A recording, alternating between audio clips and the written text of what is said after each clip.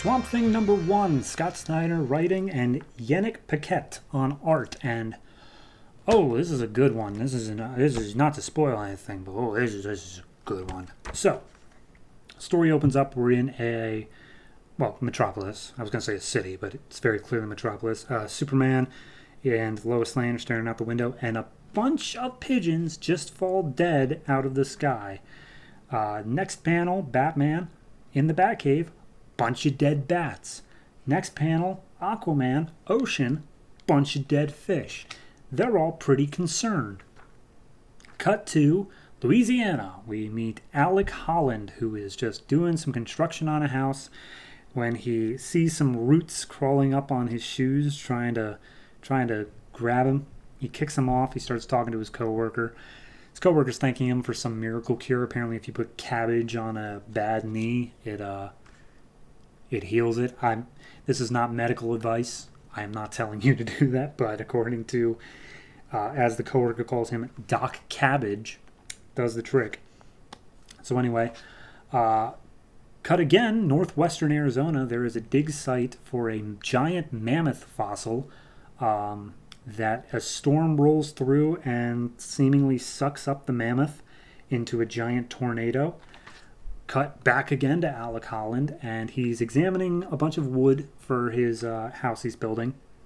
And apparently it's all infested with wood rot, which is not caused by wet wood, but caused by spores that get inside and eat away at the vegetation. And then we get a whole dump on who Alec Holland was. He was a botanist. He created a biorestorative formula that was supposed to be able to bring vegetation to any sort of climate. But then there was an accident, and he ended up dead. But then he woke up 6 weeks later, but he wasn't himself because he had memories of being this thing, a swamp thing. And he's still convinced that, something's wrong and he doesn't feel right about it. In comes Superman because, a bunch of dead pigeons in Metropolis. Superman's going to contact somebody. He basically talks to Swamp Thing and he's like, sorry, not Swamp Thing, Alec Holland. Specifically Alec Holland. He talks to Alec Holland. He's like, hey, Alec, went to your office. You weren't there. He's like, I'm taking a break. Why are you here? And he's like, okay, all right. Got to the point. Bunch of dead birds, bunch of dead fish, bats, everything everywhere. And he's like, yeah, it happens. Sudden die-offs. Maybe it's a little. They say here that it can be like stress or it can be an acute illness. It makes for spooky headlines, but it's not uncommon. Just brushing him off.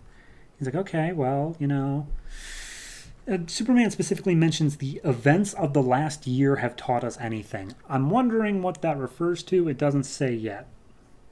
But it's saying that nature sounds its own warning bell, and as Swamp Thing, you were mourning. He's like, I wasn't Swamp Thing.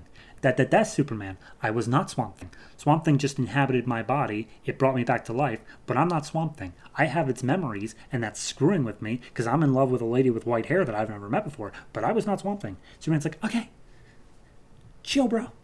Just wanted to check in on you, see how you're adjusting to coming back to life.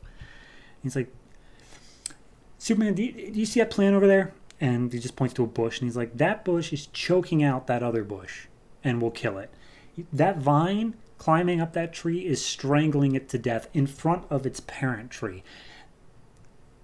Vegetative life is the most violent form of life there is. It just moves so slowly that you can't tell. And Superman's like, okay, good talk. Not going to bother you anymore. Cut back to the dig site, I guess the next day or whatever. And the people who were digging it up are like seeing that it's gone. And they're wondering what happened to it. They think a rival dig site came and dug it up. But they hear a thud noise over the mountain. And the guy climbs over the mountain and sees this giant rotten carcass of something involving a bunch of the mammoth bones. Some of the flies flying around the carcass start swarming at him. And one fly gets into his ear and immediately makes him snap his own neck completely 180. But he's still standing, pulls out a knife and starts going after his two colleagues. They get in the car, but some flies get into their ears as well. They snap their necks. And then they just start zombie following this giant Goliath walking carcass across the desert. Cut to a motel where Alec is having a bad dream about the night that he became Swamp Thing. And when he wakes up, he sees that the entire room is covered in plants and flowers.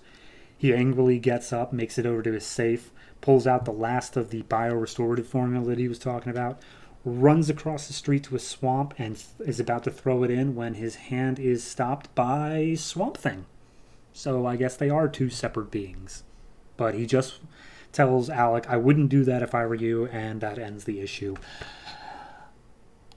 I like this. I like this a lot. It really sets up a lot in what it's going to be doing, while also not just bashing you over the head with, here's the exposition, here's the exposition. It's good. It is a very solid, and the art, again, fantastic. It's very dark, very moody. The inker definitely got their money's worth from all the dark shadows and stuff on this. There's barely even like a square inch of white anywhere in this book. And when it gets to anything involving the rotten carcass, it's the panels go all sorts of wonky and crazy, and it just gives this unnatural feel. Really works really well. So no, I'm down on all of this. I'm gonna give this.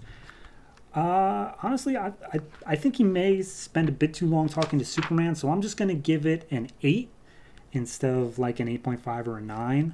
But no, it's very good. I would definitely suggest picking it up if you have any interest. Well, if you have any interest in Swamp Thing, from what I'm told, read the Alan Moore issues because that's far better. But if you want in-continuity stuff, this isn't half bad either.